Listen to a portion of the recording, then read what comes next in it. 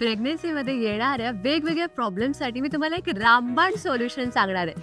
Welcome to day 2 of 90 days 90 remedies series.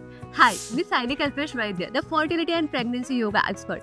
मी जो आज उपाय सांगणार आहे तो मी स्वतः थ्रूआउट प्रेग्नन्सी फॉलो केलेला आहे. तो म्हणजे तुम्हाला दररोज तुमच्या डाएटमध्ये शाळेचं पाणी इन्क्लूड करायचं आहे. आता उन्हाळा सुरू झालेला आहे, त्यामुळे जरी तुम्ही कोस्टल रिजनमध्ये राहत नसाल, तरी तुम्ही प्रेग्नेंट असाल किंवा प्लॅनिंग स्टेजमध्ये असाल, तर तुम्ही आठवड्यातून ॲटलिस्ट 2 वेळा तुमच्या डाएटमध्ये लाईट स्टमक कंडिशन म्हणजे तुम्ही अर्ली मॉर्निंग घेऊ शकता किंवा साधारण 10:30-11 किंवा संध्याकाळी 4 वाजता किंवा सूर्यास्ताच्या आधी तुम्हाला जेवढं होईल तेवढं दररोजच्या बेसिसवर शाळेचं पाणी इन्क्लूड करा.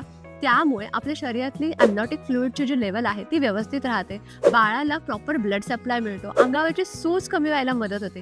त्या व्यतिरिक्त सुद्धा खूप सारे बेनिफिट्स आहेत जे तुम्हाला फक्त शाळेचं पाणी मिळू शकतात. हे बेनिफिट्स कुठले आहेत ते मी कॅप्शनमध्ये लिहिलेले आहेत, तुम्ही आत्ता जाऊन चेक करा.